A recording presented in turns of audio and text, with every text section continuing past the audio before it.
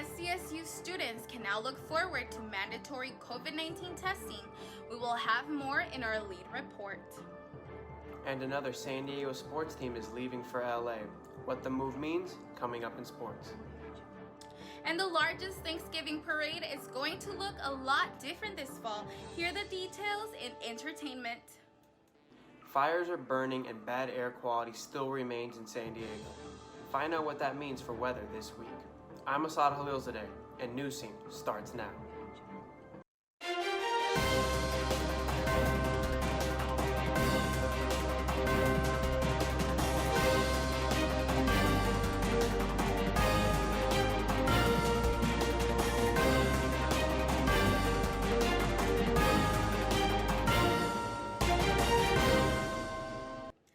I'm Susana Serrano, and welcome to this edition of Newscene. We continue to work remotely to bring you the latest news of the week.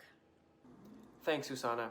We start tonight with taking a closer look at the pandemic's impact on San Diego as a whole. Sadly, 5 more deaths were announced yesterday. Over 700 people have died from COVID-19 in our county since March. The 174 new cases reported yesterday is at a 2% positive rate for the day. But overall, we sit dangerously close to the numbers that would cause San Diego to go back to the purple tier by Tuesday, and that would force businesses to close down once again. San Diego has a new site for free COVID-19 testing. The Mexican consulate in Little Italy is one of 7 recently added in the county. The new locations will expand testing in San Diego's hardest hit communities. Tests at the consulate are available without an appointment on Mondays. San Diego State University is making coronavirus testing mandatory for all on-campus students. Ben, tell us more. Thank you, Assad and Susana. San Diego State University is making COVID-19 testing mandatory for all on-campus students. This comes as the university's case count continues to rise and fast. Mandatory testing began on Wednesday, with the university setting a goal of testing around 500 students a day. But even a new testing plan can't erase the impact SDSU's cases is having on San Diego's efforts to flatten the curve.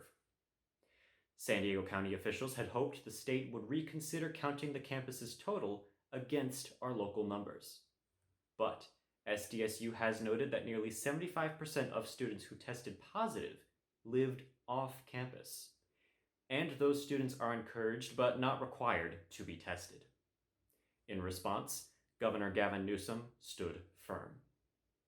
As it relates to community spread, as it remains to what a community by definition, and that is integrated individuals, and as a consequence, you can't isolate as if it's on an island, a campus community that is part of the larger community. So the answer is no.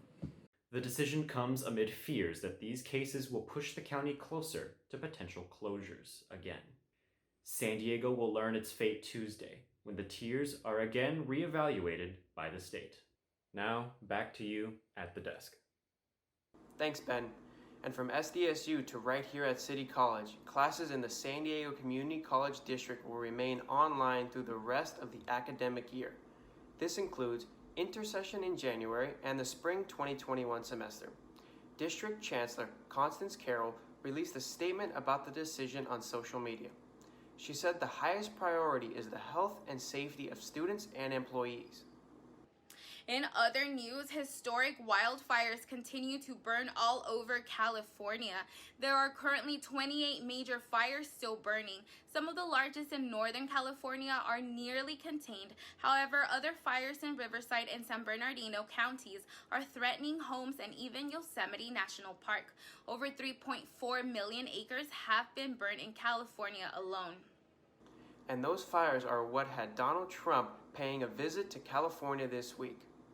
The president arrived in Northern California for a briefing with emergency officials. Trump deflected questions about climate change as a driving force behind the historic fires.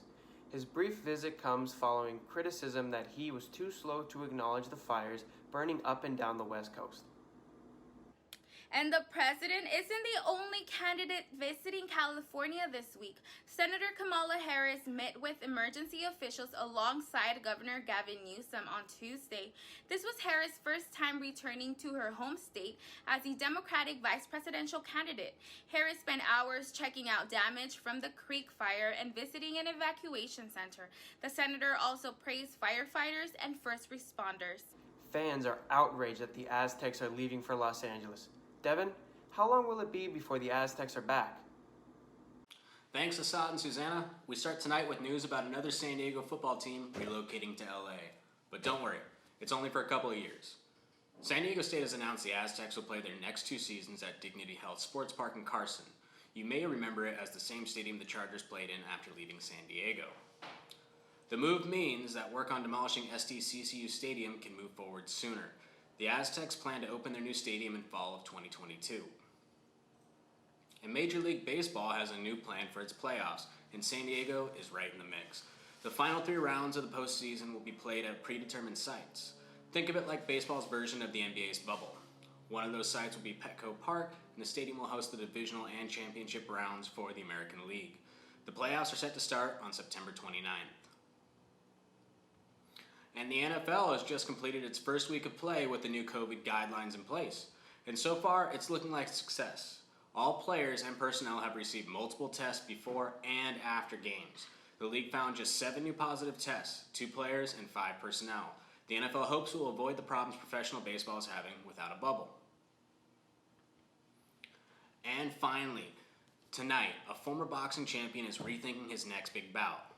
Champions Mike Tyson and Roy Jones Jr. are set to meet in the ring. The bout was originally approved as an exhibition, but Jones Jr. said he may have made a mistake. His worry is Tyson, who he says is bigger and more explosive. For now, the show will go on, and the fight is set for November 28th. That's all for sports. Back to you. Thanks, Devon. And the happiest place on earth is not happy with ongoing closures due to the pandemic. Disneyland is now asking Governor Newsom for help. The closures have not only hurt the parks, but the city of Anaheim. A projected $100 million in business has been lost since March. Newsom says details regarding the reopening of theme parks will come soon. Things will be floating a little different at this year's Macy's parade. Noelle, what can we expect? Thanks, Assad and Susana. We start tonight with a Thanksgiving tradition that is switching things up this year. The Macy's Thanksgiving Day Parade will be held with no spectators lining its famous route. Cars will drive the big balloons down past Herald Square, and marching bands selected to perform will instead be invited in 2021. This is all in response to the COVID-19 pandemic and a first in the parade's 94-year run. But fans can still tune in. The parade will be broadcast live on TV on Thanksgiving Day. Another big event closer to home is changing due to COVID-19 as well. Rolling Stones fan will have to travel a little farther to see the music legends in concert. The previously postponed kickoff to the No Filter Tour was supposed to be played at SDCCU Stadium, but the stadium's closure means that the show is officially canceled. The Stones are now looking for a new Southern California venue to play. Fans who bought a ticket to the San Diego show will automatically be refunded by Ticketmaster. And in other music news, Cardi B has filed for divorce from her husband, the rapper Offset. The Grammy-winning performer is claiming her marriage was irretrievably broken. The couple, who have been married since 2017, have a daughter together. Cardi B is seeking primary custody of her daughter and child support. The pair have a court date in November. And finally tonight, 2 local acts unfortunately did not make it through to the finals of America's Got Talent. Escondido's Selena Graves and San Diego's choir Voices of Our City were eliminated last night. Both acts were early favorites, with the Voices choir drawing a golden buzzer from host Terry Crews. You can bet this is just the beginning for both acts.